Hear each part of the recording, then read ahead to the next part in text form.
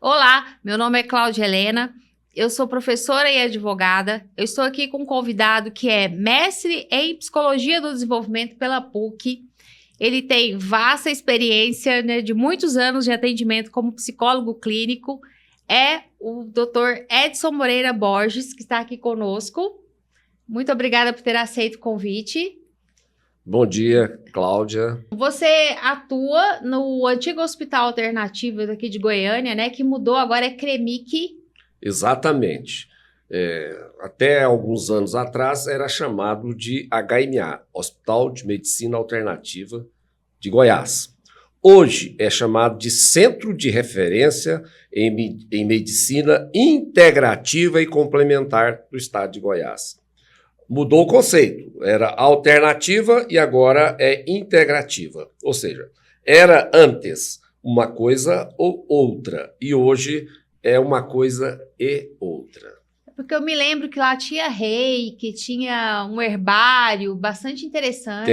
Tem reiki, tem acupuntura, tem auriculoterapia, tem várias práticas integrativas, além de algumas já tradicionais também, como a psicoterapia, como a medicina de uma maneira geral, a homeopatia, a naturopatia, enfim, várias práticas integrativas.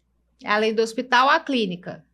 E eu atuo também na minha clínica, né? Na minha clínica particular, que é a Multiclínica Nova Suíça, que fica ali na... Eu vou deixar o endereço. Nova Suíça. Nossa, que incrível! Ela fica no bairro da Nova Suíça. Exatamente. E o nome da clínica é Nova Suíça. Isso. Tá bom, assim, difícil de guardar. Mas, de qualquer maneira, eu vou deixar a descrição, o endereço da sua clínica, né?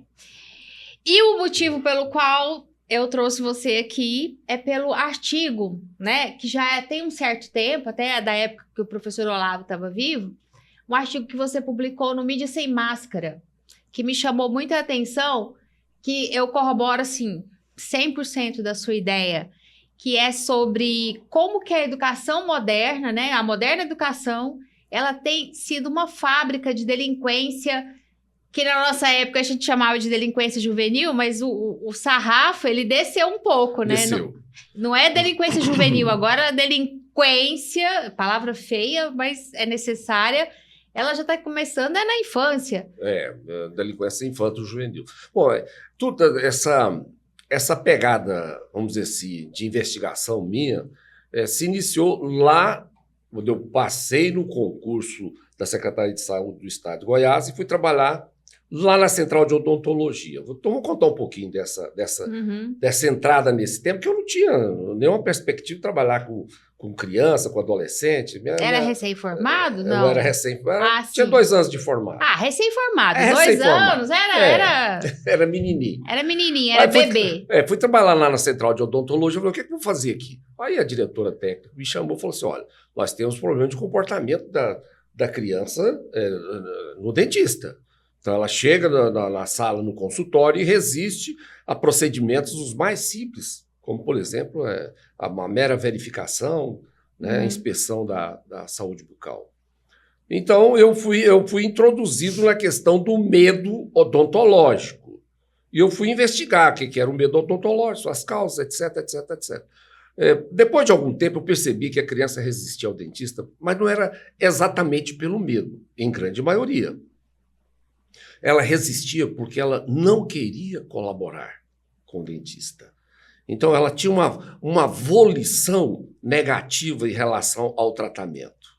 E aí, eu tive que me transportar da questão odontológica para a questão da educação familiar e mesmo a educação escolar dessa criança.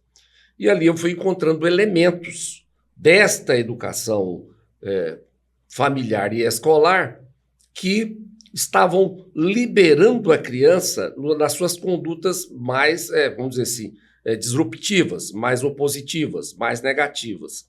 E, a partir daí, essa criança com essa base de não obedecer, não querer colaborar com os pais, ela transportava esse comportamento para o dentista. E é essa mesma educação que vai produzir logo depois a delinquência infantil e a delinquência juvenil. É estranho falar, né? É uma palavra muito forte, delinquência. Ainda mais colocando aí infanto-juvenil. Essa não chega a ser um transtorno opositivo desafiante, não. Não é aquela classificação já mais madura de transtorno positivo desafiante. Não é.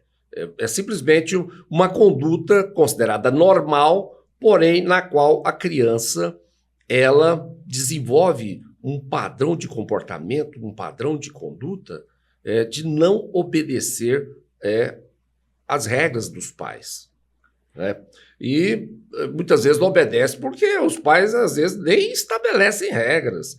É uma confusão naquela casa. E isso se generalizou. Vindo depois essa criança, porque assim, Cláudio, a criança ela desenvolve repertórios comportamentais que depois ela vai utilizar na sua vida. Uhum. Quando essa criança que não aprendeu a obedecer, ela também não aprendeu a lidar com a frustração. Né? Então ela cresce mais um pouquinho, e aí o que ela quer, os bens que ela deseja já não são mais aqueles de casa. Vou dar um exemplo, que não é um bem material, mas é um bem muito valorizado. É o carinho da mulher. Atenção. O carinho da mulher amada. Quando é uma criança, o carinho da mulher amada é o beijo da mãe. Uhum. Quando ele cresce mais um pouquinho, ele quer o carinho daquela coleguinha do colégio. E às vezes aquela coleguinha não quer dar aquele carinho a ele, não se interessa por ele. Então, ele vai ser apresentado a uma realidade para a qual ele não foi preparado. Né? Ele vai ter que enfrentar frustrações. E aí o que acontece? Ele pode entrar para o caminho da depressão ou o caminho da rebeldia, da revolta. Esse carinho da mulher amada, que no caso da criança seria a mãe, seria aquela mãe que ela é muito carinhosa, inclusive quando a criança é impertinente, quando a criança é pirracenta, quando a criança faz feiura, bem goiano, né? Faz feiura na casa dos vizinhos, na frente das visitas. Porque assim... Não é repreendida no mau comportamento, e pelo contrário, ela não vou dizer incentivada, mas como a mãe é carinhosa, como a criança que é mal educada, aí a criança entende que não tem problema nenhum ser mal educado. E a questão também não é ser carinhosa, a mãe tem que ser carinhosa. Nós gostamos das mães carinhosas. É um momento, né? Há momento em que a mãe não pode ser carinhosa, ela tem que ser firme, ela tem que ser determinada, e ela tem que aplicar alguma forma de castigo. É feio falar assim hoje, né? Mas quantas gerações foram criadas recebendo o devido castigo em casa? Nós esquecemos. É o apagamento, é o esquecimento de como nós chegamos até aqui hoje como espécie humana, como mundo ocidental. Né? A criança, ela sempre, quando fez coisas inadequadas, ela sempre recebeu uma forma de reprimenda. E não pode ser somente verbal. E hoje, o máximo que as mães fazem é fazer uma reprimenda verbal. Não faça isso, menino, isso, aquilo. Eu não acho que seja reprimenda, não. Do jeito que você falou, não faz isso, é muito mole. É mole. Não passa a impressão para a criança que ela está sendo repreendida. Não, é mole mesmo. É muito mole. E, assim, às vezes as mães ficam muito apavoradas e partem para a agressão também. Viu? Mas desmedida, então sai de um polo de passividade e salta para um polo agressivo. E aí tem aquelas situações em que a criança apanha de uma forma também inadequada. Desproporcional. E o pai? O pai, normalmente, ele é ausente. Isso é péssimo, nossa. Nós temos aí Eu tinha os dados até pouco tempo atrás, até uns 2 anos atrás, agora não está atualizado mais. Mas nós temos aí uma quantidade enorme de crianças que são criadas só por mulheres. O pai, ou ele não mora mais com a mãe, ele já está em outra, ele está viajando, ele está passeando, infelizmente. Mas vamos falar da situação que o pai está presente. Né? Mesmo quando o pai está presente, ele não funciona como os pais funcionavam antigamente. Ele também ficou motivado por essa ideia de que educar a criança é torná-la feliz e alegre permanentemente. Eu não aguento isso. O que importa é ser feliz. Hitler também era muito feliz queimando judeu em câmaras de gás. Ele era felicíssimo. Mas os pais hoje, como eles não têm tempo, né, para os filhos, eles carregam uma dor culposa, um sentimento de culpa. E eles tentam compensar esse sentimento de culpa fazendo agrados. Né? A criança quer comer doce antes do almoço? Dá o doce. Depois do almoço não comeu nada, quer o doce de novo? Dá o doce. Dá o chocolate. Isso eu vejo diariamente. Né? Não estou fazendo aqui nenhuma ilusão. A realidade é essa. Os pais hoje... Mas o que importa é ser feliz. Aí você tem que ser feliz na infância, você tem que ser feliz na escola, né? Ninguém pode dizer assim, a professora não pode corrigir, né? Não pode pensar, a criança esqueceu de cortar o T, não pode pegar a caneta vermelha e ir lá e cortar o T, que, nossa, vai traumatizar a criança, doutor Edson?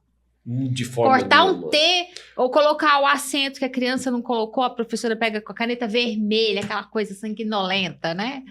Aquela coisa, que trauma horrível para a criança não conhecer as regras de ortografia. A felicidade e a autoestima das pessoas, de uma maneira geral, especificamente das crianças, que para nós aqui é o que toca nesse momento, ela não é uma coisa que ela não pode ser presenteada. E o mundo moderno, né, especialmente com relação às crianças, quer dar de presente a felicidade para a criança. Não é assim que as coisas são. A criança ela deve ser ensinada não somente a ser feliz, mas fazer as coisas corretamente. A autoestima, que é um tema também importante em toda essa conjuntura, hoje se fala muito em temos que promover a autoestima. Né? Eu tenho que me amar. Né? A gente vê nas redes sociais, você precisa se amar. Né? A pessoa está com obesidade mórbida, eu me amo. Não. Você se beija. Não. Se beije. Não é possível. Se ame. Não é assim que as coisas acontecem. A pessoa ela vai aumentar a sua autoestima a partir de uma conduta que ela faça e que ela sinta que fez uma coisa boa. É isso que traz autoestima para as pessoas. Se eu faço alguma coisa, eu falo, fiz bem feito. Isso melhora minha autoestima. Não adianta minha mãe, falando agora da criancinha, minha mãe falar, nossa, você é o homem mais inteligente do mundo. A criancinha sabe que não é. E aí?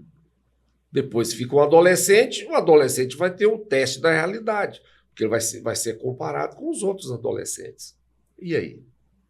Cadê a pílula da felicidade? Não, mas a gente faz o seguinte, a gente distribui medalhas para todos os competidores na corrida. Assim, do primeiro ao último lugar, todo mundo vai ganhar a medalha. Olha, esse temor da competição que a geração...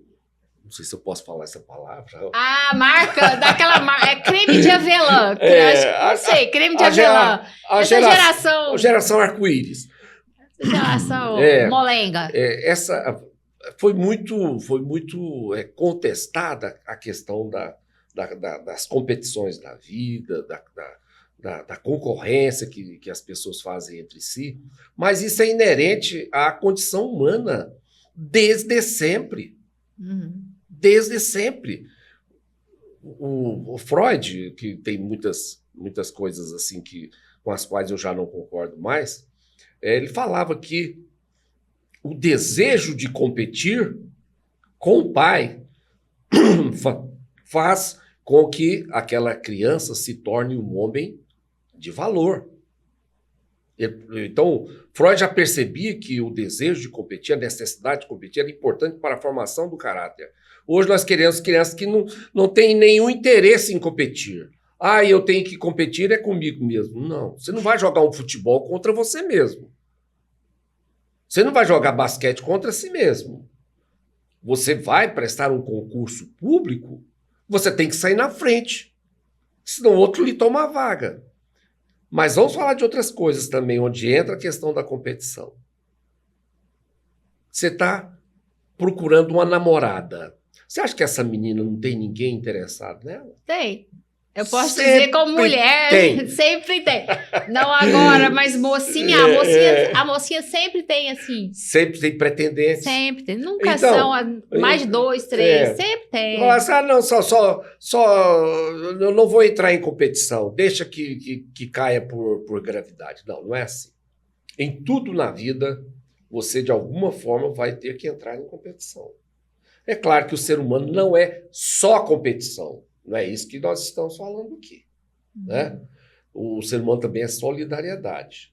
Mas não podemos esquecer de que a competição, a disposição para competir, é muito importante no desenvolvimento do caráter da criança. Pode ser a competição consigo próprio. Né? Eu me melhorar cada dia mais, eu superar minhas metas pessoais. Às vezes, por algum momento, isso funciona, né? Mas o teste da realidade virá quando você tiver uma turma. Não no sentido, né? Não no sentido que você falou assim, eu só preciso satisfazer a mim mesmo, as minhas metas eu mesmo vou estabelecer e lá embaixo. Eu falei no sentido de eu colocar sempre metas maiores para mim. Assim, se eu já consigo realizar essa tarefa, ok. Como que eu posso superar esse objetivo e realizar uma tarefa mais elaborada, melhor, que, né? Isso vale para tudo. Por exemplo, a leitura. No começo, você não consegue ler mais que um parágrafo. Depois você vai num crescendo, assim, num crescimento pessoal mesmo. Sim. Existe a evolução pessoal, né? E ela está aí, e todos devem procurá-la, né? Mas nesse sentido, eu nem uso a palavra competição. Sim. Né? Eu uso aí realmente o desejo de que a pessoa tem de saber mais, de conhecer mais, de se desenvolver mais. Eu uso o termo competição mais quando tem realmente uma outra pessoa com a qual nós disputamos algum bem. Seja uma taça de um campeonato, ou seja, aquela menina bonitinha da escola. Uma vaga no emprego. E eu estou falando muito da competição do lado masculino, mas ela existe igualmente do lado feminino, né? Então é só fazer uma inversão aí que a competição está presente e demais entre as mulheres. Eu não posso falar porque eu sou atípica. Eu sou muito ensimesmada, assim. Quando a gente fala assim, no geral, nós estamos falando dos do geral, típicos, né? Dos típicos, né? As pessoas atípicas, assim, do novo normal.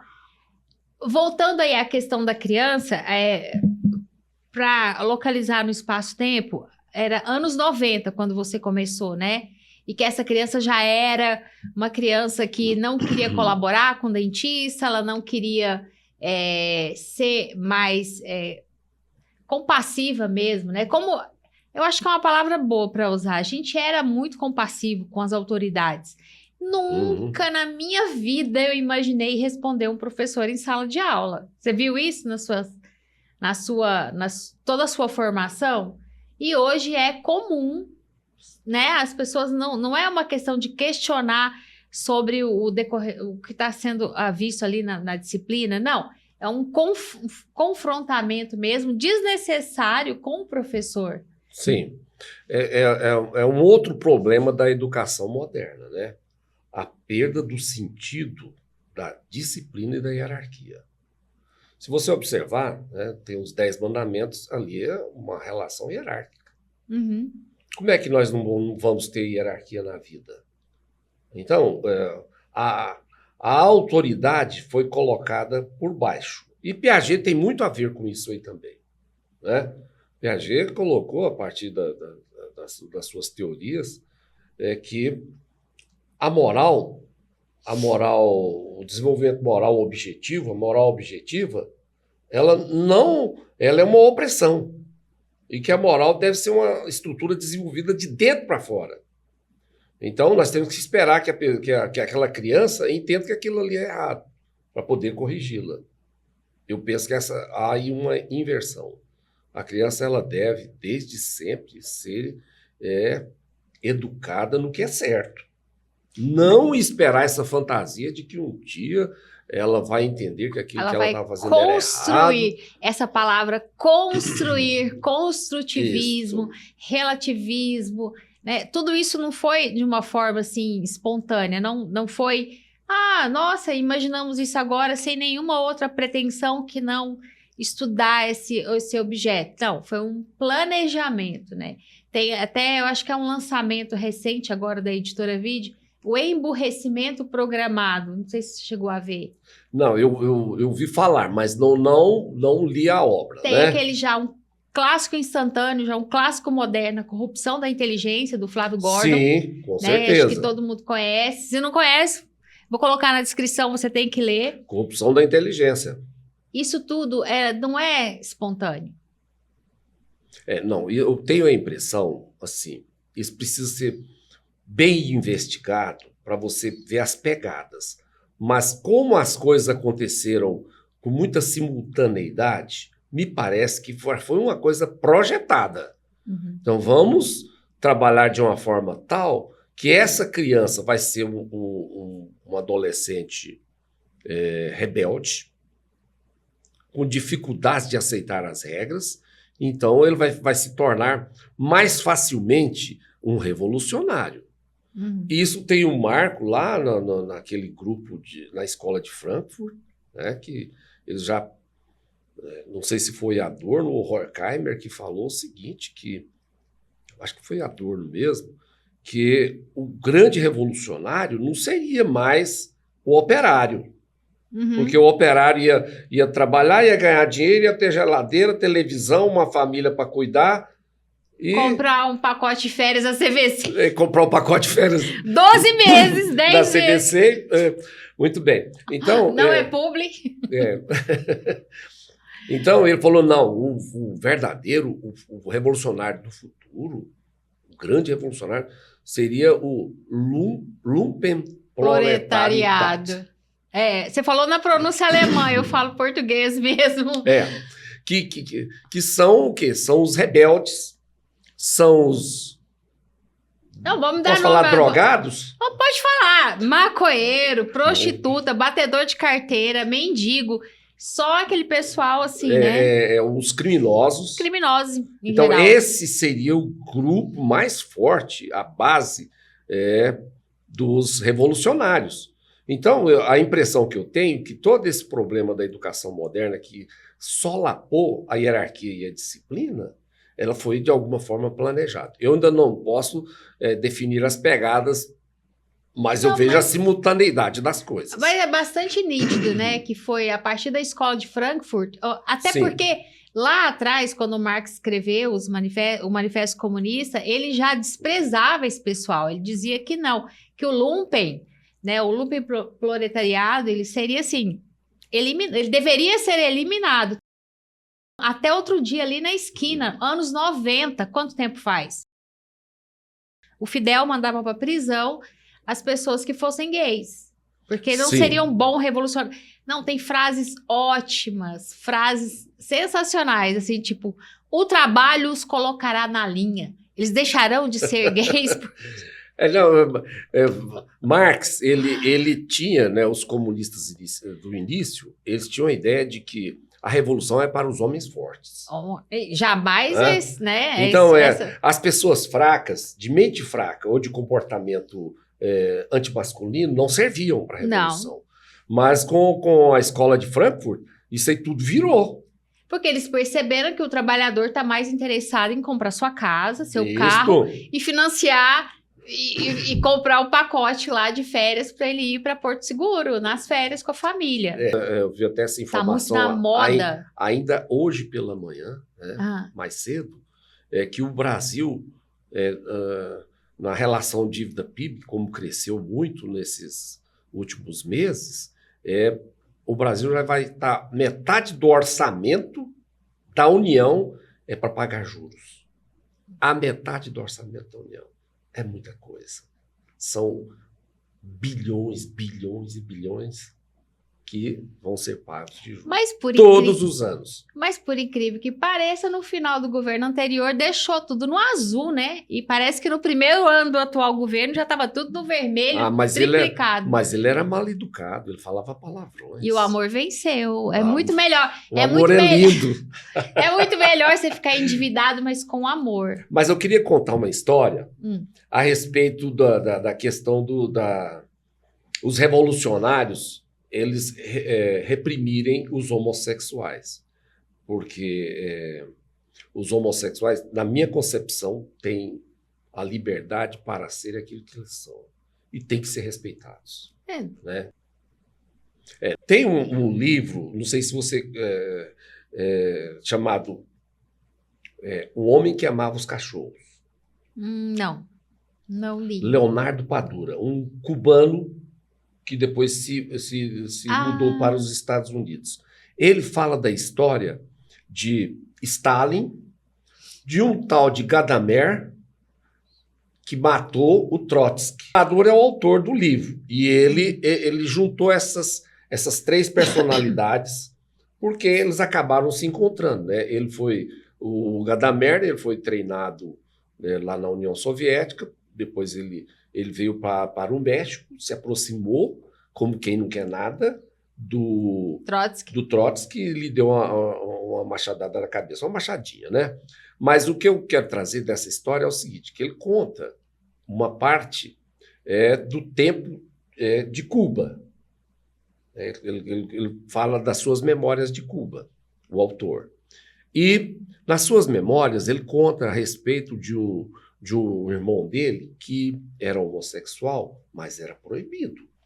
E ele acabou, esse irmão dele, que estudava na faculdade de medicina, ele acabou se envolvendo com um professor.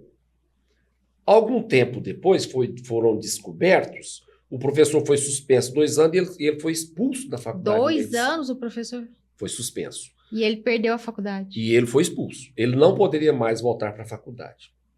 E ele queria muito, esse irmão dele, ser médico. A paixão da vida dele era ser médico. E aí o que ele fez? Houve uma época em que o Fidel Castro permitia que as pessoas, pelos seus meios, abandonassem a ilha. E esse irmão dele fez um botezinho improvisado de garrafas PET. Ele e muitos outros. E se meteu no mar para ver se chegava em Miami. E ele nunca mais soube notícias desse irmão. Pensei que você ia falar um final feliz. Um final triste. Não. Mas ele fala que quando o irmão dele... Ele tentou demover o irmão dessa... Porque a história é muito comprida, eu só estou simplificando. Ele tentou demover o irmão dessa aventura, né? Falou, não, mas o que eu vou fazer aqui? Tudo que eu quero, eu não posso fazer aqui. Eu não tenho liberdade, eu não posso ser médico, eu não posso... pode ser gay? Eu não posso ficar com quem eu quero. Então, eu vou me arriscar. E entrou nessa barquinha de garrafas PETs, e o Leonardo Padura olhou para ele assim, quando ele estava distanciando. Que triste. E falou assim, ele relatando em seu livro, né, que foi a primeira vez em muitos anos que ele via nos olhos do irmão uma sincera esperança. Né? Isso é para a gente saber para o que servem os homossexuais num regime revolucionário. Mas não só eles, mas qualquer um hétero também. A gente é só simplesmente escravo. Em todo o regime social. Só que eles têm essa falsidade de... E agora, a bandeira LGBTQI a mais e o Hamas... É uma ironia, Gente, é uma triste ironia, né? Não, para mim é um atestado de deficiência mental. Sério, gay com acesso à informação que a gente tem hoje, apoiar o Hamas, filho, pelo amor de Deus, mas... eles jogam do alto de edifício pelo simples fato de ser quem é, não aceita. Mas esses gays que defendem o Hamas, né, eles fazem parte de um movimento. Sim. Esse movimento, ele é severo nas cobranças. Então, o cara tem que entrar e falar. Mas então ele pega o barquinho dele e saia deste movimento. Não quer sair. Mas o que o prende ali? É mais importante, então, pertencer a esse grupo? Agora, como psicólogo, me esclareça, porque eu não tenho a menor ideia. Porque eu sou jurista.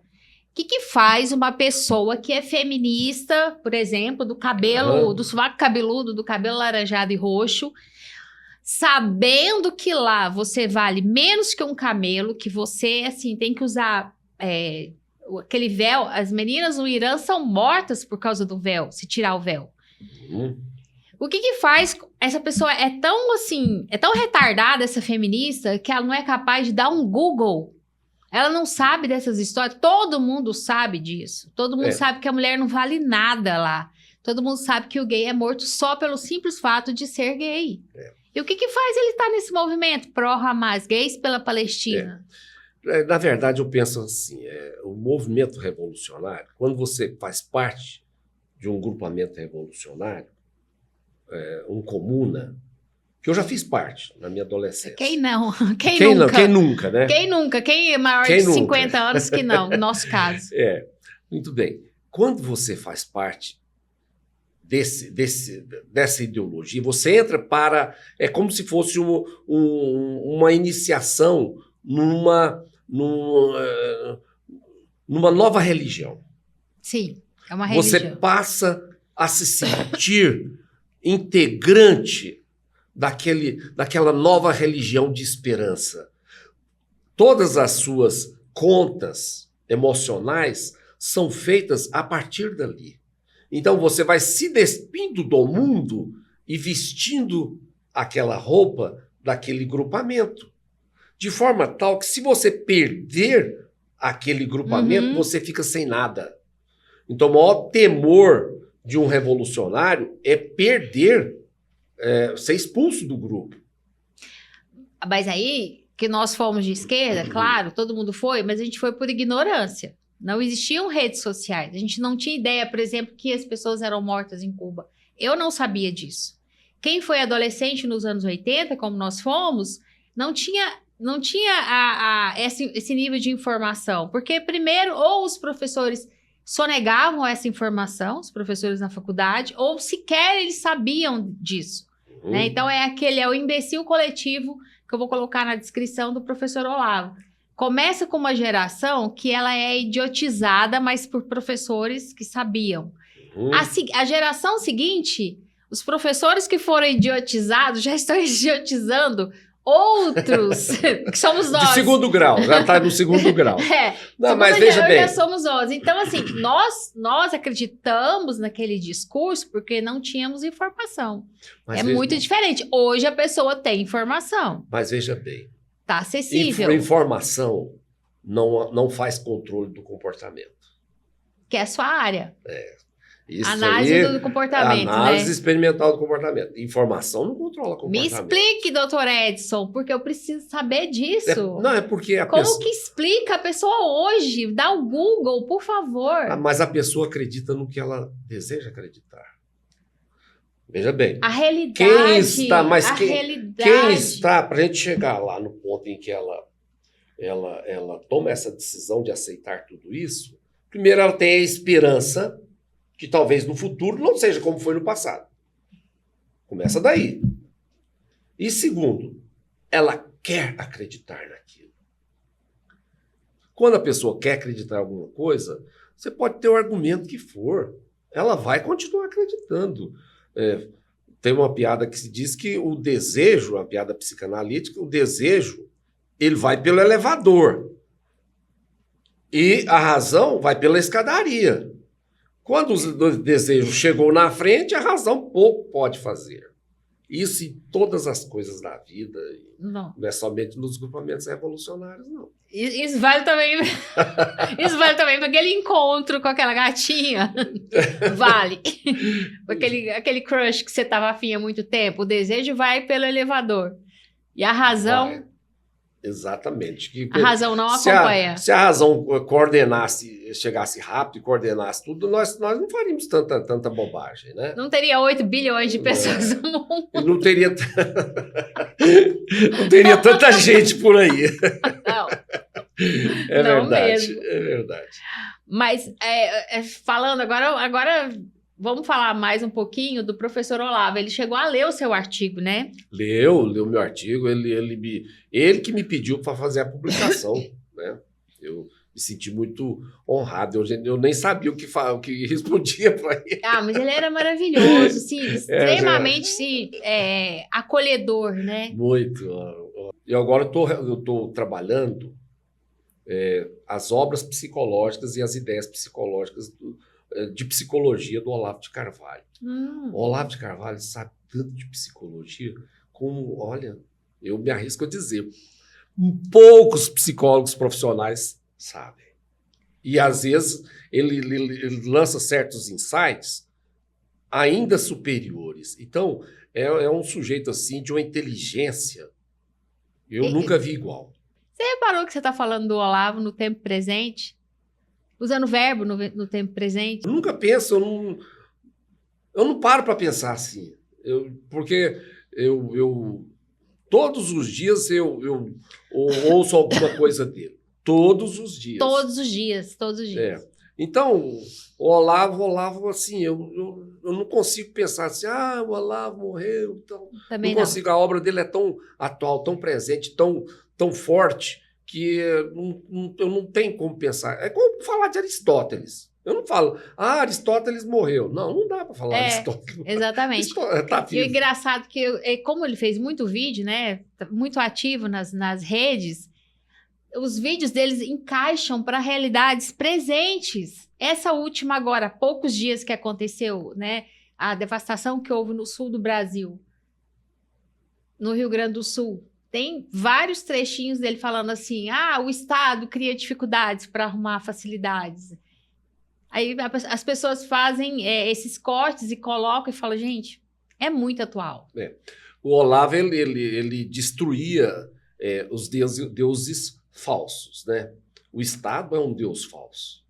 Né? E ele pegava na veia. Agora, o Olavo, ele não abolia o Estado. Ele não era um anarcocapitalista. Não. Não, ele respeitava que o Estado tem que ter algumas coisas que o Estado pode ajudar. O Estado mínimo, né? O Estado que, de preferência, que não nos atrapalhe tanto. E agora vamos tentar juntar isso que a gente está falando agora sobre o Estado e também a Escola de Frankfurt e também a educação moderna dos pais. Uma coisa que ele falava é que é engraçado. O Estado, ele quer interferir na sua família, dirigir a sua família, ele quer dizer como que você tem que tratar os seus filhos, a lei da palmada, ele quer dizer... ele quer direcionar todo o comportamento da família, e quando dá errado, o que ele faz? Ele também entra também no seio familiar e vai desagregar aquela família. O Estado, ele quer ser o melhor pedagogo, o melhor pai, o melhor professor.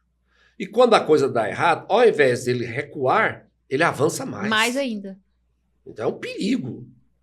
E o avanço do Estado sobre os domínios da família é muito preocupante, porque já houve até alguns políticos aí do lado canhoto que colocou que a criança ela não é dos pais, ela é do Estado. Isso aí é um prenúncio das guerras que nós ainda vamos ter que enfrentar. Né? As crianças serem criadas pelo Estado já foi tentado lá no início da Revolução, no início do século XX. Essa experiência já foi. Teve também a experiência na Romênia, não sei se você conhece, dos orfanatos na Romênia. Não conheço assim. Uma das características da sociedade socialista é que as pessoas vão tendo um desânimo de constituir família, né? Porque faltam, até pelo fato de material mesmo, faltam recursos, não tem alimento para todo mundo, eu vou ficar fazendo filho e não vou conseguir nem alimentá-los. E também a própria degeneração e liberação sexual, a facilitação do aborto faz com que as pessoas não tenham muitos filhos. E nos anos 70, 80, na Romênia, o índice de crescimento estava diminuindo muito. E a Romênia estava com dificuldades para repor, né, a população. Porque a população ela tem que ter, cada casal tem que fazer 2,1. 2,1, o que é isso? É um pezinho? É um braço da criança? 2,1 Duas crianças e o dedo. Não fala em dedo, não. Não fala em dedo, não. Para repor, né? Para manter ali o índice da população. Aí, o Estado Socialista Romeno, nos anos 80, prometeu às famílias uma pensão se você tivesse 2, 3, 4 filhos. Aí as mulheres tiveram. Mas o Estado não pagou a pensão. Aí eles entregaram as várias, né? Entregaram, porque também há um combate muito forte contra o cristianismo. Então, a descristianização, ela faz com que as pessoas deixem os seus valores, né? Porque, como cristão, o que é uma obrigação? Obrigação, cuidar dos pais, honrar pai e mãe, né? Cuidar dos filhos.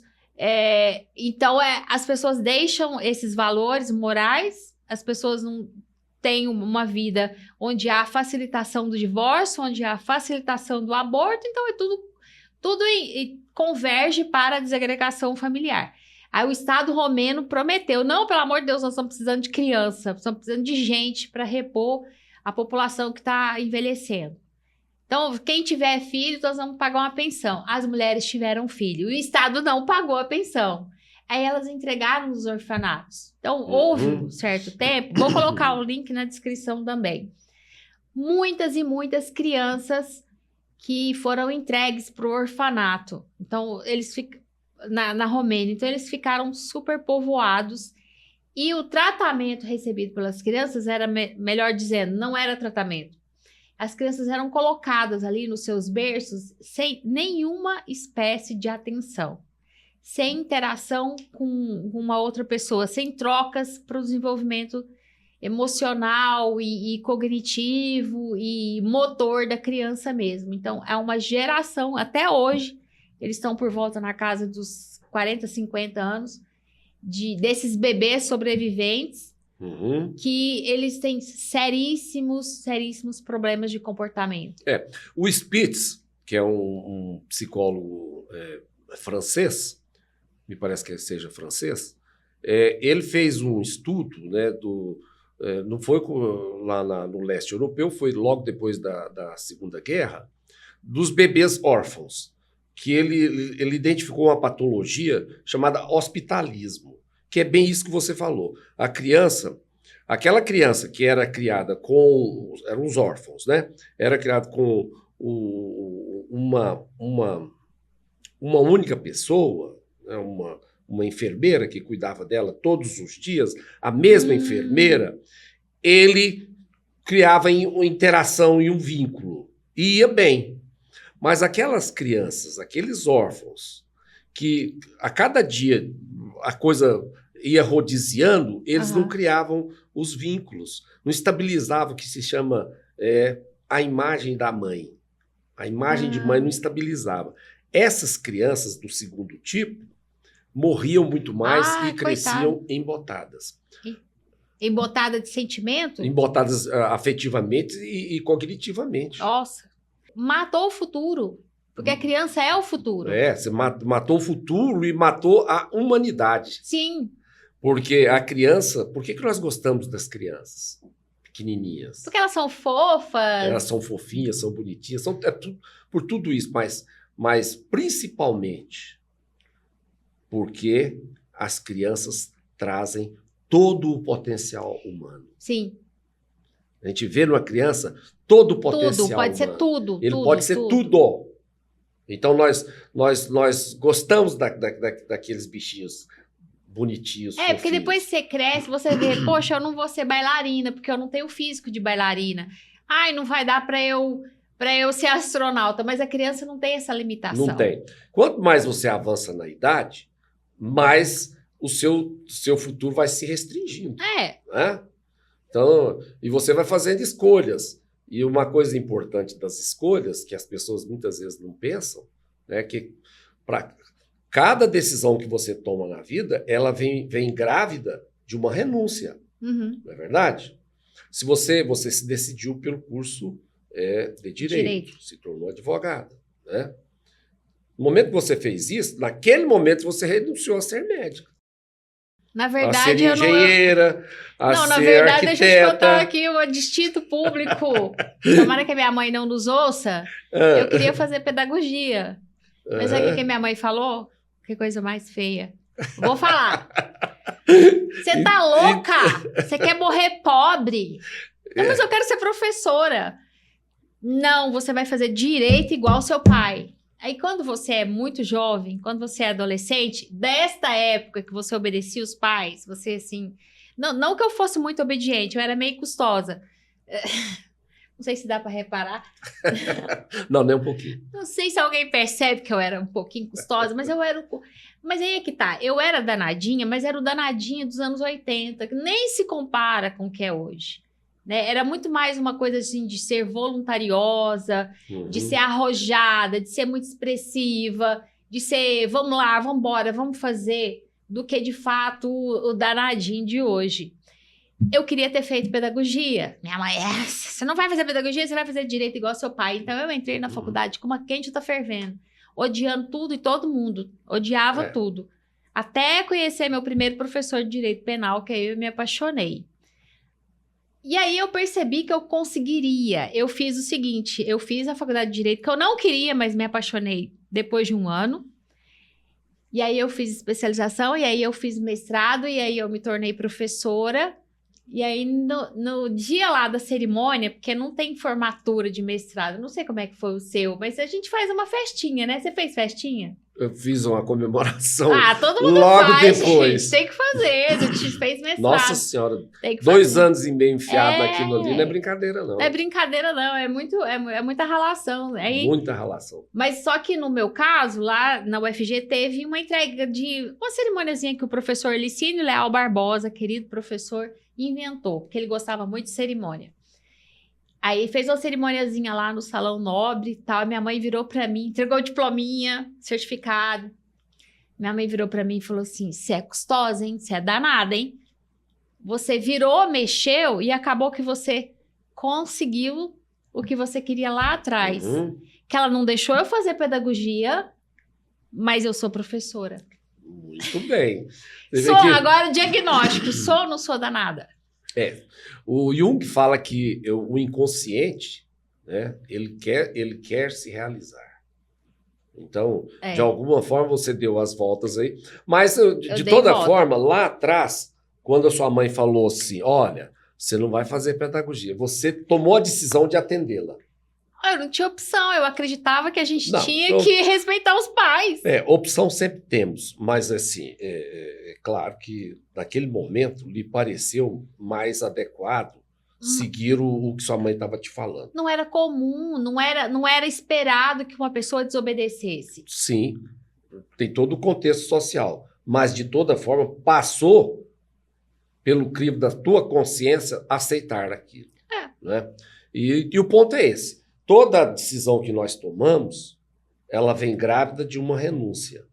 E quanto mais a vida vai avançando, mais irão se restringindo as suas opções. As opções vão ficando menores. Menores. Então, as decisões que a gente toma na adolescência, no começo da juventude, elas são basilares. É um perigo, né? Porque o jovem, as coisas que eu fiz na minha juventude, ou que escrevi, o que eu pensava, se eu encontrar isso... vergonha! Se eu encontrar isso materializado, eu ponho fogo. Eu apaguei, Edson, eu apaguei metade do meu Lattes. Eu morro de vergonha de algumas coisas que eu escrevi. Eu fui lá no Lattes e apaguei. Falei, nossa, que ridículo.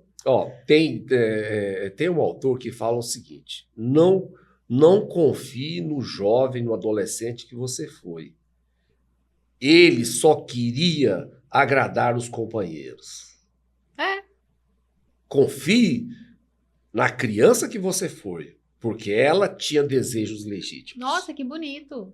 Hã? Sim, é isso mesmo. Eu escrevi muita besteira, mas na faculdade, que eu me arrependo hoje, porque eu tava meio que na onda, né? Isso. Todo mundo tava falando aquilo, eu vou falar também. Algumas coisas eu acreditava mais, outras coisas eu acreditava menos, mas eu não queria confrontar ninguém. Assim, vamos lá. E também não existia essa tão reclamada hoje polarização, né? A gente era outra defesa nossa. Vamos nos defender aqui porque fomos de esquerda. Porque ninguém não existia direita, né? Não existia esse conceito. Só existia aquele pessoal que queremos justiça social. Então tá, quem não quer? Você não queria? Quem é contra um slogan tão bonito como esse? Quem pode ser contra a justiça social? Que isso? Mas quando você desembrulha o conceito, você vê a merda que ele é. Pode falar merda aqui? Pode falar merda. Então falei. Só não pode falar o nome do governante atual, nem o anterior, mas merda pode falar. Eu vou contar uma história aqui. Sobre o esquerdismo na juventude. Eu e um grupo de colegas, nós fomos presos. Olha. Fomos no final da ditadura militar. Não sabia? Onde você Fomos estudava? presos no Colégio Estadual Professor Pedro Gomes. Ah, sim, era uma Éramos efervescência éramos lá 6 ou 7, fomos presos. A chapa era quente A chapa era quente. E lá, né, nós como bons aprendizes de comunas, fizemos um jornalzinho, né? E esse jornalzinho, ele deitava o sarrafo, né? Batia de mão aberta na cara do... É lógico que nós éramos uma presa fácil, né? E nós somos todos menores de idade. Só tinha um que talvez fosse maior, que era o Goiamérico Felício. Depois ele é famoso? Ele se tornou um publicitário. Aham. Acho que talvez ele fosse de maior de idade. Os demais eram todos menores de idade. E nós fomos lá para a Polícia Federal no setor universitário. Eu lembro onde que colocava era. Uma aqui. Perto da psicologia. Exatamente. Na PUC. Pertinho. Aí colocava cada um de nós assim, distante 4 metros um do outro, sentado assim no corredor, numa cadeirinha, e falava, não conversem. Muito bem. Aí, né, chegou um momento, eu fui, vamos dizer assim, entrevistado, né? E Ministério Público? E Conselho Tutelar? Não tinha Conselho Tutelar, tinha nada. Aí, uma sala, né, tinha vários interrogadores, né? Um deles era um cabo. Esse, eu gelei a hora que eu vi o homem. O homem tinha um olhar psicopático. Eita. Eu falei esse negócio. E ele falou uns negócios lá pra mim, pro Goiamérico, falou, vamos levar esses caras lá pro 42º BIM, que era o quartel na época, né? E eu falei, rapaz, esse cara... Eu não falei pra ninguém, mas eu falei, esse cara vai querer me bater. Eu gelei, vou apanhar. E eu já sabia de gente que tinha até morrido, às vezes, né, nos calabouços. Na minha rua, na esquina, moravam umas pessoas que sumiram. Sumiram, etc. E aí eu gelei, né? Aí veio o coronel. Coronel, um sujeitão alto, com entradas laterais, né? Simpático. Qual o nome? Lembra? Não lembro o nome desse coronel. Agora a gente pode falar os nomes mas todos. Eu não lembro do nome do coronel. O delegado da Polícia Federal, eu sei que o sobrenome dele era Bittencourt. Ele era um cara magro, de bigodinho. Se você estiver me vendo aí, você foi um cara legal. Você não foi ruim, não.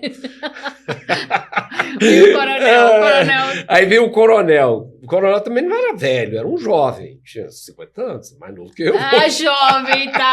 Jovem. Fala isso pra mim, de 20 anos. Não, muito bem. Aí ele veio, inusitadamente, ele veio, deu a mão e me cumprimentou de mão. Ele fez um cumprimento assim, enquanto os outros que estavam os interrogadores estavam descendo o malho, né? Assim, ele viu que vocês eram as crianças. Não chegaram a bater, mas assim, fizeram perguntas e falavam de um jeito que um cara de 16 anos, ele pena, né? Aí esse coronel veio e conversou comigo um pouco, conversou com o Goiamérico, conversou com não sei quem, aí virou para o delegado da Polícia Federal e falou para ele assim, isso aqui não é célula comunista, coisa nenhuma. É um bando de idiotas. Mas era mesmo. Põe todos eles numa Kombi e manda entregar em casa. Entrega pra mãe. Pra mãe dar aquela esfrega. Mas então, quando assim o pessoal fala que na ditadura militar só tinha gente ruim e o pessoal já chegava batendo e tal. Não, a minha experiência não foi assim.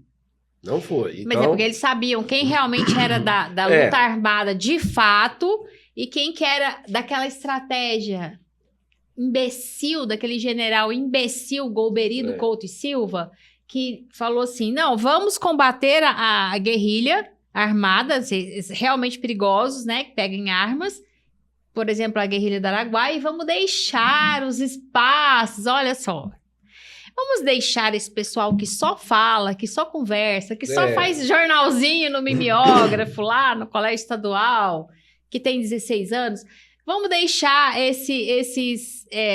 a intelectualidade, né, esse establishment da academia, vamos deixar eles à vontade. À vontade. Foi um grande erro, né? Foi um grande erro. Foi o pior dos erros. Porque foi o que... Nós entregamos toda a cultura... Cultura, a mídia... Para os comunas. O ensino, a educação toda. Da nossa época era justificado porque a gente não tinha rede social, não tinha Google para pesquisar. Você tinha que se locomover, você tinha que comprar um livro, tinha que ir na biblioteca para saber das coisas. E muitas coisas não estavam disponíveis. A verdade não estava disponível como hoje está, né? Tá tranquilo. Com certeza. Né? Então, assim, fazendo a nossa meia-culpa aqui, a gente foi de esquerda, mas a gente foi, na verdade, foi passado para trás, né? A gente foi engambelado, a gente foi feito de trouxa. Eu falo em sala de aula, gente, vocês têm uma oportunidade que eu não tive. Eu não tive Google, eu não tive rede social para descobrir a verdade. Né? Agora é muito fácil. Mas eu desesquerdizei antes da internet. Eu também. E eu vou dizer para você como foi. Interessante, pode contar, que eu conto a minha também. Quando eu tinha 15 anos, estava em voga um filme chamado Dr. Zhivago. Eu conheço. Do Boris Pasternak, que é o autor do livro. Com o Omar Sharif. Omar Sharif. E uma moça muito bonita, que eu já não sei o nome dela. Lara. Ela chamava Lara. Né? A Lara é personagem. Julie Christie. Julie Christie. Esse filme é um clássico. É um clássico. Eu tinha o DVD, eu tenho o livro. O Júnior era apaixonado nesse filme. Dois irmãos meus já haviam se envolvido com o comunismo e tiveram um problema sério. Eles tiveram. Um foragido, o outro preso. Né? 2 irmãos meus. E eu assisti esse filme, eu era fã dos meus irmãos, né? Nossa Senhora. Tudo que eu queria na vida era ser comunista. Por causa deles. Por causa deles. Meus heróis. Mas eles não morreram de overdose. Muito bem. E aí eu assisti esse filme. Quando eu assisti esse filme, as minhas irmãs, lá as coisas lindas, que amor romântico, que negócio. Mesmo os colegas que tinham assistido, não perceberam o que eu havia percebido. Eu falei, não, esse filme é contra os comunas. Talvez você percebeu a mesma coisa que eu. Esse filme mostra que a individualidade é um problema que tem que ser extirpado. Exato. Aquela cena, você lembra quando ele chega na casa, ele consegue voltar para... Ele é obrigado a trabalhar como médico, né? Contrariado. Vai na guerra, né? Mas aí quando ele volta e que ele vê que a casa dele, que era uma casa de um médico, de classe alta, foi dividida com várias famílias e eles ficaram com um quarto lá. A biblioteca. Eu me identifiquei muito, porque... Ficou com o melhor também. Ficou com a melhor parte. Só que me doeu é o seguinte, que no inverno russo eles tiveram que começar a queimar os livros para aquecer. Isso é muito simbólico. Muito simbólico. Né? Que no comunismo, então, você empobrece, você é um escravo do Estado e você vai ter que se virar ali e a educação, a cultura é o menos importante. Você fica reduzido a um esquema assim, básico de instinto de sobrevivência. Não tem como você almejar coisas maiores quando você está preocupado em comer. É verdade. Isso fica muito claro. Mas aí as pessoas se ficam, ai, que bonitinho a história de amor. Todo o quadro, todo o cenário que é apresentado de uma maneira clara, as pessoas não querem ver. Igual você falou, não querem ver. Ninguém na época viu. Mas ali já foi... É um ou outro. Já foi uma marcação na minha mente que eu pensei, um dia eu vou questionar meus irmãos sobre isso. E?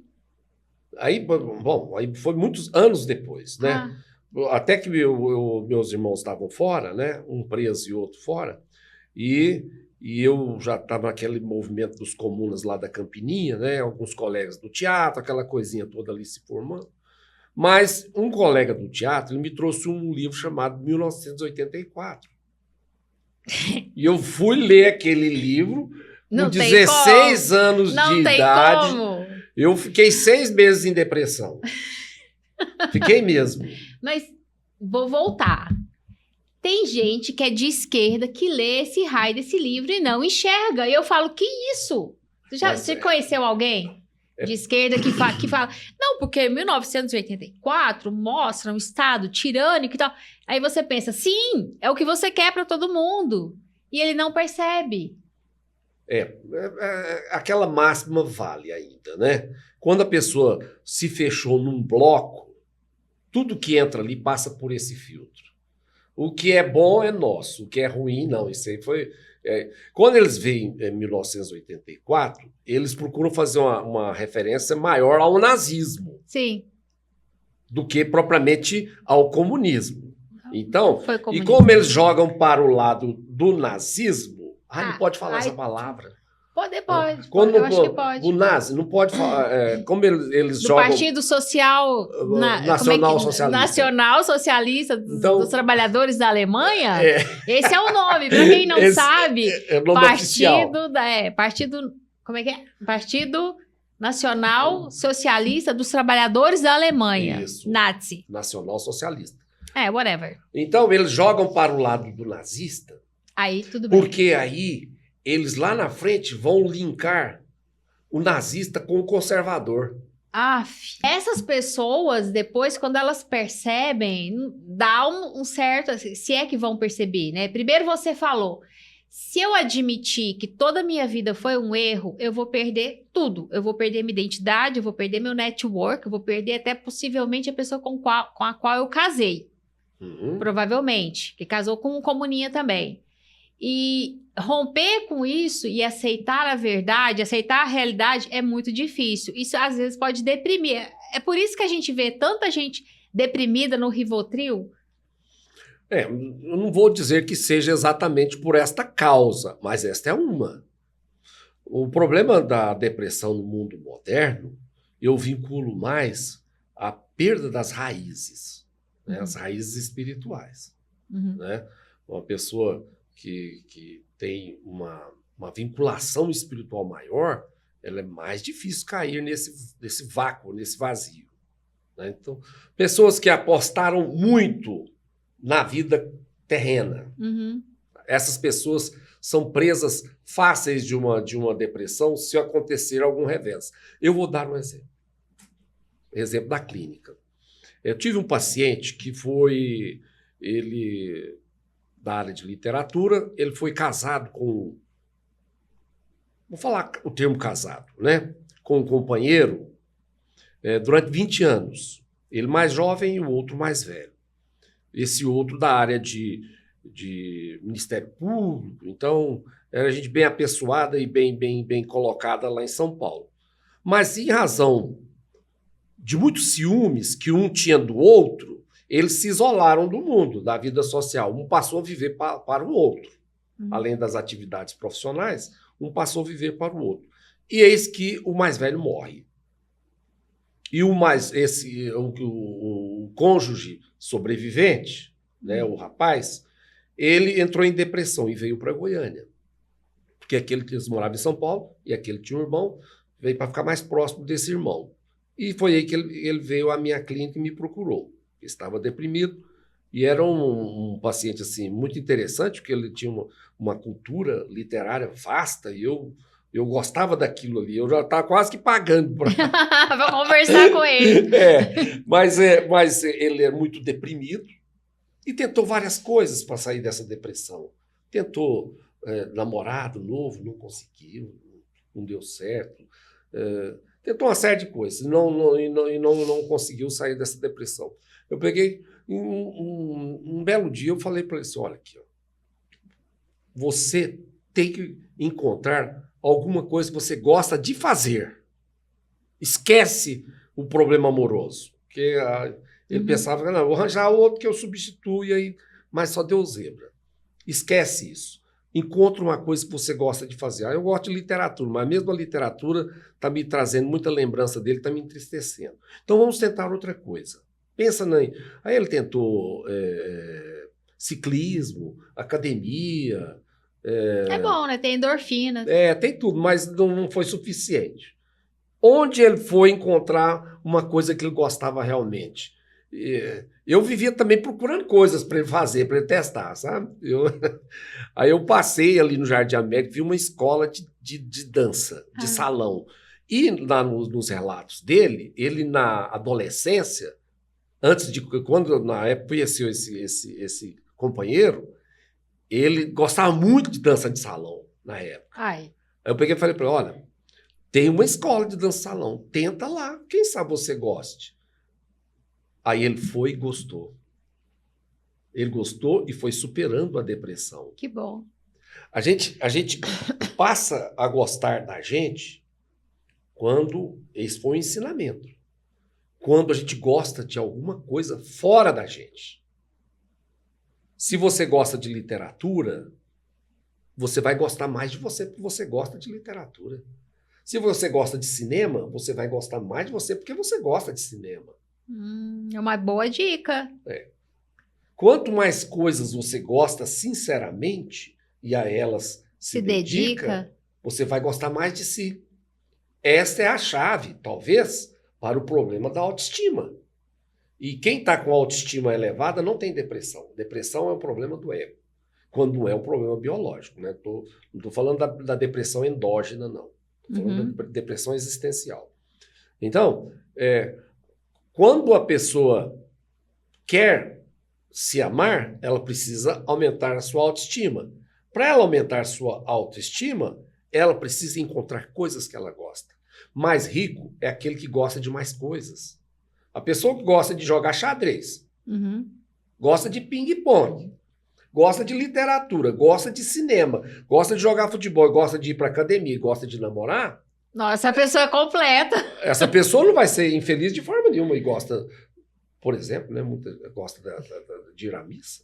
Né? Sim, claro, a vida espiritual é importante. Então, quanto mais coisas você gosta, sinceramente, a elas se dedica, maior é a possibilidade de você ser feliz. Aqui na Terra, mas aí puxando o gancho para a vida espiritual, a expectativa, ter um sentido na vida também, buscar um sentido para a vida, ele já é uma coisa que eu acho que começa na primeira infância, né? Se você já é educado, será que eu uso a palavra educado ou deseducado pelos pais para não obedecer à autoridade, e quando você cresce um pouquinho, você bate a cara na parede e você vê que o mundo é feito de hierarquia, de autoridade, e que as pessoas são maiores que você tem que reconhecer isso, o que não quer dizer também que você não possa ter autoestima, né? Como você falou. Como é que faz? Agora surgiu uma dúvida. Como é que faz quando a criança birrenta, quando ela foi uma criança birrenta, como é que a gente corrige? Ou é possível corrigir isso? É preciso dar um jeito nesse esse adulto? Não, ela vai aprender pela dor. Bater na cara, na parede? Ela vai sofrer mais, muito mais. Por isso que a possibilidade dela se tornar uma pessoa deprimida... Deprimida e delinquente. Ou sair pela rebeldia delinquente é maior nessas situações. Porque ela vai sofrer mais. O choque com a realidade para ela vai ter uma carga mais pesada. Né? Mas estava falando sobre a questão do sentido da vida. Né? Lembrou do Viktor Frankl. A vida tem uma estrutura. Vou falar rapidamente, nós estamos terminando. Não, tudo bem. Não, tá tranquilo. A vida tem uma estrutura. Nós nascemos e começamos a ganhar. Nós ganhamos a mamãe, Primeiro nós ganhamos nós mesmos, a nossa alma. Ganhamos a mamãe, ganhamos o papai, ganhamos irmãozinhos, crescemos mais um pouquinho, priminho, mais um pouquinho vovó, os tios, mais um pouquinho os coleguinhas de escola, mais um pouquinho os colegas de trabalho, daí um pouco uma namorada ou um namorado, daí um pouco uma esposa, depois ganhamos filhos, né? Colegas de trabalho. Mas, a partir de determinado momento, esse jogo de ganhar começa a se inverter. Nós começamos a perder. Nós perdemos lá uma tia, aquela tia, morreu aquela tia. Depois, aquela outra tia, depois uma avó, um amigo. O pai. Depois vem a mãe, vem o pai, né? Nós começamos a perder. Perder. Até que no final nós ficamos sozinhos, depois perdemos a nós mesmos. Essa é uma estrutura da vida. Nada modifica isto. Você começa ganhando e vai afunilando até perder tudo. É uma estrutura da vida. É o problema da finitude. Como é que você resolve o problema da finitude? Nós temos duas possibilidades. Vamos por aquilo que nós conhecemos, sem inventar moda. A primeira é a descendência. Nós temos um filho. Isso aí já vai me dar uma certa certeza, ou pelo menos um ânimo, de que eu permaneço aqui depois que eu me for. Né? Mas muitas pessoas não têm filhos. E aí? Então essas pessoas estão condenadas ao nada? Não. Nós temos a descendência e nós temos a transcendência. A transcendência é aquela segurança que, após a vida, há um outro plano de continuidade. Essa segurança, essa fé na transcendência, ela, vamos dizer assim, acalenta o nosso coração e nos prepara para enfrentar essa estrutura, vamos dizer assim, dramática da vida. Porque você saber que você vai ganhar, depois vai perder, e depois volta para o nada, se você não tiver um sentido de transcendência bem instalado, isso te leva à loucura, ao desespero. Então, para evitar a loucura e o desespero, nós temos que desenvolver desde cedo o sentido da transcendência. Talvez tenha sido nesse sentido que o Viktor Frankl mais trabalhou. Para você perceber que a transcendência está sempre ali. Quando você ajuda, ele esteve no campo de concentração, você ajuda um que está mais fudido que você está, de uma certa forma, impulsionando aquela pessoa e a si próprio na fé, na transcendência. Né? A minha transcendência é cristã, católica, né? Mas há pessoas que são espíritas e tal. Evangélicos também, a gente tem todas as denominações aqui. E isso me lembra o Primo Levi, que é um filósofo, um escritor, na verdade, italiano, que esteve em campo de concentração, mais de um, ele chegou a mudar de campo, sobreviveu. Vou dar um spoiler, desculpa aí, pessoal, que não leu o livro dele. Ele se matou. Como? Eu acho tão engraçado, assim, eu li, era muito nova, eu não entendi. Eu falei, mas como assim? Ele sobreviveu a 2 campos de concentração para no final ele se matar? Que maluco é esse? Mas é isso. Né? Não ter fé no transcendente, não saber que essa vida tem um sentido, pode acarretar isso. A pessoa é sobrevivente. Em determinado momento, ele pode entrar em desespero. Na idade, não foi nem na idade madura, na velhice ele se matou. Que é quando já estava na curva descendente, assim, né? Já devia ter perdido já muitas pessoas queridas e pensou, o que eu tô fazendo aqui? Tô fazendo hora extra. Então eu vou contar já uma história pequenininha, mas fica tranquilo. Mas para terminar, terminar up. Tá bom, vamos terminar. É a história do marxista italiano, né? Que é o Gramsci. Gramsci, né, esteve preso muitos anos, lá da cadeia ele escreveu, né? Cadernos do Cárcere. Ele percebeu que o intelectual é ele que forma as gerações, é por ali que eles vão fazer a revolução. Porque primeiro você tem que transformar a forma das pessoas pensarem, para depois transformar a economia. Ele era muito esperto, demoníaco, satânico. A história que eu quero contar é o seguinte: Gramsci, nos seus momentos assim finais, ele converteu-se ao catolicismo. Ele se arrependeu de seus pecados. Ele viu que ele tinha feito um pacto demoníaco para enganar todo mundo. Porque Gramsci, o que o Gramsci quer fazer? Enganar as pessoas. Você vai ser socialista sem sabê-lo. Ou seja, eu estou sendo empurrado no buraco escuro. Mas, então, para terminar em ápice, Gramsci ele se converteu ao catolicismo já no final da vida. Né? Se arrependeu de seus pecados e deu aquele passo fundamental para recuperar o sentido da transcendência. Eu sinceramente espero que essa história seja verdadeira. Eu cheguei a ver alguma coisa sobre isso, né? Porque a gente não pode duvidar. A gente tem que lembrar que lá na cruz, né, São Dimas, que era o bom ladrão, ele se arrependeu também, apesar de ter tido uma vida de erros. E isso é possível. Qualquer pessoa pode alcançar essa remissão dos pecados, né? Basta que haja um arrependimento sincero e verdadeiro, né? Que é o que eu espero que aconteça com a gente, Edson. Eu espero que a gente... eu tô apostando aí num purgatóriozinho. Vou falar igual lá. Bom, eu não quero ficar lá na frente, não, porque lá é pra gente muito, muito boa, muito melhor que eu, porque eu sou quase um bosta. Mas se eu tiver um lugarzinho lá, viu, senhor? Lá na arquibancada, lá nos últimos lugarzinhos, não importa. Eu quero estar ali com o senhor. Não, o Olavo tá no céu. Se eu pegar um purgatóriozinho 100 anos... Tipo, uns 100 anos no purgatório, Cláudia, você, né, teve umas coisas aí que realmente você não devia ter feito. Você era muito custosa. Mas tá bom, pra mim tá de boa, né? Eu não quero ir pro inferno. Não, pro inferno não, Deus me livre.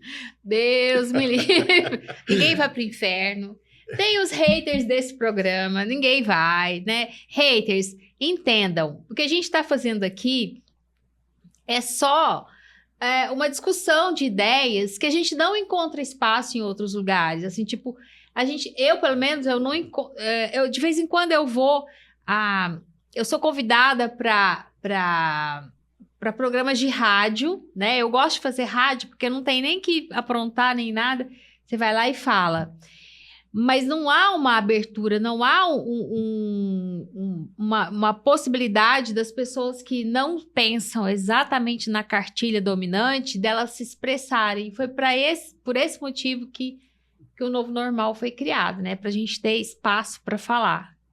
Aí as pessoas falam, você não vai convidar a gente de esquerda? Tá aberto. Você é de esquerda? Você quer vir conversar com a gente? A gente está disposto a ouvir vocês também.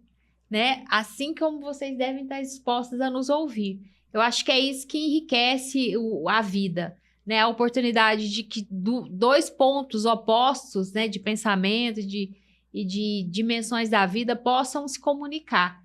E a coisa chata, muito chata, é você ser cerceado no seu direito de fala, você não poder se expressar. Não, você não pode falar, porque você é conservador. Ou diminuir o nosso discurso, a nossa fala, porque, você não pode, porque tudo que você fala, porque você se declarou aqui católico, aí a pessoa já te coloca uma etiqueta. Tudo que o Edson tá falando é só porque ele é religioso, então o discurso dele tá contaminado por discurso religioso, ele é fundamental. Tem um ódio quando fala isso. Quando a pessoa acha que eu sou pró-vida porque eu sou fundamentalista. Não! É porque todas as pessoas têm direito de existirem, né? Todas as pessoas. Como eu sigo um menino que é Down, não sei se você conhece, ele é muito famoso, ele tá famosinho, porque a Ivete Sangalo fez vídeo pra ele, e aí ele conseguiu vários seguidores. Ele chama Marcelinho, ele tem síndrome de Down. E a mãe dele faz vários vídeos, tem até camiseta que ela fala assim, no mundo cabe todo mundo. Inclusive, né? Com certeza. Cabe uma criança com Down. Eu tenho um parente que é Down, vou saber. Eu tenho minha filha que é autista. No mundo cabe todo mundo. Todos os vieses, todas as falas, todas as pessoas cabem no mundo. Não há por que você tentar limitar as ideias ou não deixar os outros falarem porque ele não pensa igual a você, ou porque no caso do Down, no caso do autista, porque ele não é igual a você. né? Eu acho que no mundo cabe todo mundo. Beijo, Marcelinho, nem me conhece, eu não sou Ivete Sangalo, mas ele é muito fofo, eu sigo ele no Instagram. Vou deixar o Instagram dele aqui embaixo para vocês seguirem também, porque ele é uma graça. E a mãe dele é excepcional, ela é muito proativa, muito pra cima. Ela também não gosta, como mãe de autista, eu falo, eu não gosto quando as pessoas ficam assim, ai, eu coloco aquela máscara. Ai, como eu sofro. Ai, de mim. Ai, de mim. Não, gente. Todo mundo tem problema. Todo mundo tem. Doutor Edson, psicólogo clínico, todo mundo tem problema? Não precisa ser psicólogo clínico. Todo mundo tem problema. Todos os dias lá no consultório, uma fila, todo mundo tem problema. Todo mundo tem problema. Agora, tem gente que se enrola mais dos problemas, né? E tem gente que é mais desenrolada dos problemas. Por favor, vamos desenrolar, gente. Vamos desenrolar. Vamos passar esse episódio pra frente. Curte, comenta, compartilha. Se você gostou, se você não gostou, compartilha também. Manda pro seu inimigo, pra ele passar raiva, que a gente também gosta disso. Muito obrigada. Eu que agradeço, Claudinha. Sempre que precisar, quiser, eu estou me convidando para retornar. Escreva nos comentários, porque comentário dá engajamento. Escreva nos comentários se você quer Dr. Edson aqui de novo. Eu quero, mas eu quero que você escreva, por favor. Vamos dar engajamento nesse canal que a gente está crescendo. Graças à qualidade das pessoas que eu trago aqui, porque são meus amigos, óbvio, óbvio. Né? E graças a vocês, Instituto Público, que nos acompanha. Muito obrigada e até a próxima. Um abraço, pessoal. Tchau. Pronto? Pronto.